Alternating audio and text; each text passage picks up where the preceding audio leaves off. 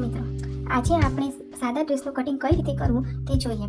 તેના માટે લંબાઈ, છાતીનું માપ, રેડી શોલ્ડર, કાપા, કમર, સીટનું માપ, ગળાનું માપ, બાયનું માપ અને બાયની જે રિંગ હોય તેનું માપ, આટલા માપનો આપણે ઉપયોગ કરીને આજે સાદા ડ્રેસનું કટિંગ કરીશું. આ જ પ્રમાણે તમે તમારા માપનું માપ લઈ અને કટિંગ કરજો તો ડ્રેસ એકદમ કમ્પ્લીટ ફિટિંગમાં આવશે. સૌ પ્રથમ આપણું જે આખું શોલ્ડર હતું તેનું અડધું કરી અને ત્યાં માર્ક કરવાનું. ત્યાર પછી ગળું 3 ઇંચ રાખવાનું અને જે ગળું તમારે જેટલું નીચું જોઈતું હોય તે પ્રમાણે તમારે માર્ક કરવાનું છે. મારે 5.5 જોઈતું હતું તે મેં એટલું માર્ક કર્યું. ત્યાર પછી બાજુમાં બોય મૂડો જે હોય તે તમારે 7 રાખવાનું છે. મેં 8.5 રાખ્યું છે કેમ કે આ થોડી હેવી બોડી માટેનું હતું એટલા માટે, પણ તમારે 7 ઇંચ રાખવાનું છે. ત્યાર પછી જે લંબાઈનું માર્ક જોઈતું હોય, તમારે જેટલી લંબાઈ રાખવાની હોય તે પ્રમાણે તમારે નીચે માર્ક કરી દેવાનું. પછી શોલ્ડરની લાઈન ઉપર મેજર ટેપ મૂકી અને જે છાતીનો ભાગ હતો ત્યાં આપણે એક લાઈન કરીશું અને ત્યાંથી થોડા નીચે 14 ઇંચ ઉપર એક માર્ક કરીશું. ત્યાં આપણું કમર આવશે અને 20 ઇંચ ઉપર આપણું કાપા, સીટનો ભાગ હોય તે કાપા આવશે. આ માપ બધા માટે કમ્પ્લીટ જ છે. ત્યાર પછી જે છાતીનો ભાગ હતો તેને તમારે 4 વડે ભાગી દેવાના છે અને 2 ઇંચ એમાં માર્જિન માટે એટલે કે સિલાઈ રાખવા માટે મૂકવાના છે. તે જ રીતે કમરના ભાગમાં પણ આપણે એ જ રીતે કરવાનું. કમરનું જે માપ આવ્યું હોય તેને ભાગ્યા 4 કરવાના અને તેમાં 2 ઇંચ માર્જિન માટે મૂકી દેવાનું. સીટમાં પણ તેવું જ કરવાનું છે કે સીટનું જે માપ હોય તેને ભાગ્યા 4 કરવાના અને તેમાં ખાલી 1 ઇંચ જ માર્જિન માટે મૂકવાનું છે કેમ કે ત્યાં આગળ આપણે પટ્ટી મારવાની છે. અને જે લંબાઈ હોય તે પ્રમાણે ત્યાં સુધી આપણે તેને જે સીધી લીટી દોરી દેવાની અને જે માપ આવ્યા હોય તે બધા માપને જો ફૂટપટ્ટી દ્વારા આપણે એક બાજુ જોઈન્ટ કરી દઈશું. તો બસ આ જ રીતે આપણું આખા ડ્રેસનું માપ કટિંગ થઈ ગયું છે. આ જ માપ પ્રમાણે જો તમે પણ તમારું કટિંગ કરશો તો કમ્પ્લીટ ફિટિંગમાં આવશે. અને બોય મૂડાનો જે વળાંક આપવાનો હોય તે મેં 1 ઇંચ રાખ્યો છે. તમે 0.75 પણ રાખી શકો છો અને ગળાનો આકાર મેં ગોળ આપ્યો છે, તમે તમારી ઈચ્છા પ્રમાણે બદલી શકો છો. તો આ જ પ્રમાણે જો તમે તમારું માપ એડ કરી અને ડ્રેસનું કટિંગ કરશો તો કમ્પ્લીટ ફિટિંગમાં અને જે રેડીમેડ ડ્રેસ મળે છે તેવો જ ડ્રેસ તમારો તૈયાર થઈ જશે. તો આ પ્રમાણે આપણે જેવી રીતે એ ડ્રોઈંગ કર્યું હતું એ જ રીતે આપણે હવે તેનું કટિંગ કરી દઈશું. તો આપણો અડધો ડ્રેસ તો કટિંગ થઈ ગયો. આ ફક્ત આગળનો હતો. પાછળનો ડ્રેસ કટિંગ કરવા માટે આ જ ડ્રેસ આપણે બીજા કાપડ ઉપર મૂકી અને એમના એમ કટિંગ કરીશું તો આપણો પાછળનો ભાગ પણ કટિંગ થઈ જશે. બાયનું કટિંગ કરવા માટે સૌપ્રથમ આપણે 12 ઇંચ ઉપર એક માર્ક કરીશું. ત્યાર પછી જે બોયની આપણે લંબાઈ રાખવાની હોય તેમાં 1 ઇંચ વધારે રાખી અને બંને સાઈડ આપણે નિશાન દોરી દઈશું અને ત્યાં આગળ આપણે એક સીધી લાઈન દોરી દેવાની છે. લાઈન દોરાઈ ગયા પછી આપણે 3 ઇંચ જેટલું નીચે ઉતરવાનું છે. કઈ સાઈઝમાં કેટલા ઇંચ નીચે ઉતરવું તેનો મેં અલગથી વિડીયો મૂકેલો છે. આમાં મારે 3 ઇંચ જોઈતું હતું તો મેં 3 ઇંચ નીચે ઉતરી અને એક લાઈન દોરી કાઢી છે અને ત્યાંથી મેં એક ત્રોસી લાઈન દોરી કાઢી. હવે ત્યાં મેં એક મેજર ટેપ મૂકી અને તેને વચ્ચેથી વાળી કાઢી અને ત્યાં પણ એક નિશાન કરી દીધું. હવે જે નિશાન હતું તેને ફરીથી ત્યાં આગળ એક મેજર ટેપ રાખી અને એક બીજું નિશાન કરી દીધું. ઉપરના નિશાનમાં હું 1/2 ઇંચ જેટલું નીચે ઉતરી હતી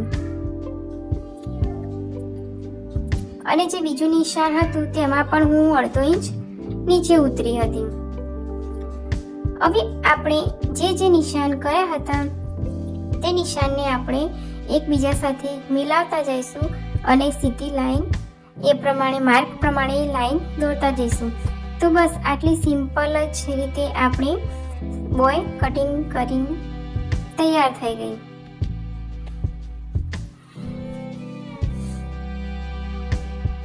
નીચે રિંગનું માપ કરવા માટે મારે 12 ઇંચની હતી તો મેં એનું અડધું 6 ઇંચ હોય ત્યાં એક નિશાન કર્યું, 2 ઇંચ માર્જિન માટે કર્યું અને ઉપરના જે નિશાન હતા એ નિશાનને મેં નીચે સાથે મિલાવી દીધા એટલે આપણી બોય કટિંગ તૈયાર, બોય બનીને તૈયાર થઈ ગઈ. તો હવે જે પ્રમાણે આપણે નિશાન કર્યા હતા તે પ્રમાણે આપણે કટિંગ કરી દેવાનું. આમ આપણા ડ્રેસ અને બંનેનું કટિંગ થઈ ગયું છે. તો હવે એમાં હવે સિલાઈ કેવી રીતે કરવી તે આપણે આગળ જોઈએ. તો પહેલાં આપણે પાછળનો ભાગ લીધો અને જે આકાર તમે આપ્યો હોય ગળાનો, મેં ગોળ આપ્યો છે, તમે તમારી ઈચ્છા પ્રમાણે આકાર બદલી શકો છો. તો જે આકાર આપણે આપ્યો હોય તે આકારને ફિનિશિંગ કરવા માટે તે જ આકારને આપણે એક પટ્ટી કટિંગ કરવાની છે. તે પટ્ટી આપણે આપણા આકાર ઉપર મૂકી અને ત્યાં આગળ આપણે ફરતે ગોળ સિલાઈ લગાવી દેવાની છે. મારે ગોળ આકારમાં હતું, તમે તમારી ઈચ્છા પ્રમાણે કોઈ પણ આકાર આપી શકો છો. તો આપણે સૌપ્રથમ તેના ઉપર એક સિલાઈ લગાવી દઈશું.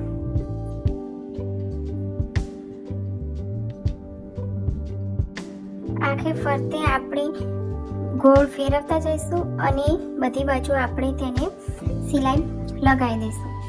આ આખી સિલાઈ આપણી પૂરી થાય ત્યાર પછી જે માર્જિન હોય તે બાજુ આપણે કાપડ લઈ જવાનું અને ત્યાં એની ઉપર આપણે એક ફરીથી ધાર સિલાઈ મારી દેવાની.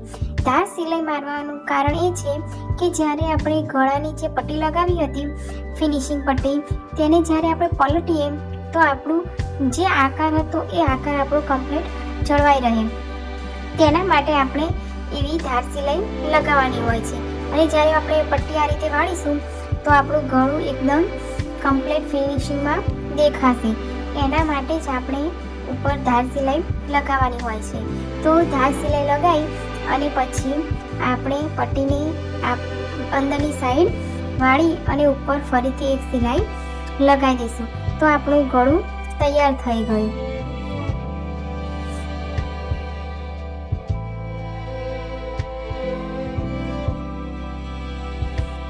તે જ રીતે આપણે આગળનો ભાગ લેવાનો અને એવી પટ્ટી ફરીથી ત્યાં મૂકી અને તેને પણ તે જ રીતે સિલાઈ કરી દેવાનું. તો જુઓ, ધાર સિલાઈ લગાવવાથી આપણું ગળું કેવું એકદમ કમ્પ્લીટ ફિનિશિંગવાળું દેખાય છે. તો આ રીતે આપણા બંને ગળા તૈયાર થઈ ગયા. મેં ગોળ રાખ્યા હતા, તમે તમારા પ્રમાણે અલગ અલગ કરી શકો છો. ગળાનું ફિનિશિંગ થઈ ગયા પછી હવે આપણે શોલ્ડર જોઈન્ટ કરીશું. તો એક ભાગ સીધો રાખવાનો છે, તેના સીધા ભાગ ઉપર જ બીજો ભાગ પણ સીધો રાખવાનો છે, એટલે કે બંને ભાગ સીધા સીધા હોવા જોઈએ. તો બંને એકબીજા ઉપર સીધા ભાગ રાખી આપણે એક સિલાઈ લગાવી દઈશું. તો આમ આપણો શોલ્ડર તૈયાર થઈ જશે. અને જે બોય હતી એને આપણે નીચેની સાઈડ પટ્ટી વાળી દઈશું. તો આપણે એને પણ તૈયાર કરીને મૂકી દઈશું. જો તૈયાર પટ્ટી વાળવાથી તેનું લુક પણ બદલાઈ જાય છે. અને ત્યાર પછી આપણે જે શોલ્ડર જોઈન્ટ કર્યા હતા ત્યાં આગળ આપણે તેને લગાવી દઈશું. આમ સ્લીવ્સને જોઈન્ટ કર્યા પછી હવે આપણે નીચેના કાપા કરીશું. તો મોટાભાગના લોકોને કાપા કરવામાં થોડી તકલીફ થાય છે, કેમ કે કાપા એક સરખા આવતા નથી. તો તેના માટે આપણે જે 1 ઇંચ માર્જિંગ રાખ્યું હતું તે 1 ઇંચ માર્જિંગ આપણે છેક જેટલી લંબાઈ હોય ત્યાં સુધી સીધી લાઈન દોરી દેવાની. અને પછી તે લાઈન સુધી આપણે પટ્ટી વાળી અને ફરીથી પટ્ટી વાળીશું. તો જેમ ડબલ પટ્ટી વાળી હોય તે પ્રમાણે પછી આપણે ચારે બાજુ સિલાઈ લગાવી દઈશું. તો આપણા કાપા તૈયાર થઈ જશે. તો હવે આપણે સિલાઈ લગાવીએ. તો જેમ જેમ પટ્ટી વાળતા જઈએ તેમ તેમ સિલાઈ લગાવી દેવાનું. અને જ્યારે ઉપર આવીએ ત્યારે તેને બીજી બાજુ ફેરવી કાઢવાનું અને ત્યાં પણ એવું જ નિશાન આપણે સીધી લાઈન દોરી હતી તો એ પ્રમાણે ફરીથી ડબલ પટ્ટી વાળી અને આપણે ત્યાં પણ એક સીધી સિલાઈ લગાવી દઈશું. તો એ જ રીતે આપણા કાપા તૈયાર થઈ જશે. આપણે લીટી દોરી છે તેના કારણે આપણો કાપો એકદમ સીધો આવશે. તો જે પ્રમાણે લીટી દોરી હોય તે પ્રમાણે આપણે કાપો કરતો જવાનું. તો આમ આપણો કાપા તૈયાર થઈ જશે. તમે પણ આ જ રીતે કાપા ગાળવા માટે ટ્રાય કરી જજો. તો તમારો કાપા પણ એકદમ કમ્પ્લીટ ફિનિશિંગમાં દેખાશે. તો આ જ રીતે આપણો ડ્રેસ સિવાયને તૈયાર થઈ ગયો. તમે જોઈ શકો છો કે કેટલો સુંદર તૈયાર થઈ ગયો છે. જો તમે પણ આ જ રીતનો ઉપયોગ કરી ડ્રેસનું કટિંગ કરશો તો ડ્રેસ એકદમ કમ્પ્લીટ ફિટિંગમાં તૈયાર થઈ જશે અને કોઈ કરચલી પણ જોવા નહીં મળે. જો આ વિડીયો તમને ગમ્યો હોય તો વિડીયોને લાઈક, શેર અને સબસ્ક્રાઇબ કરજો અને તમે તો ઉપયોગ કરજો અને બીજાને પણ મોકલજો. ધન્યવાદ.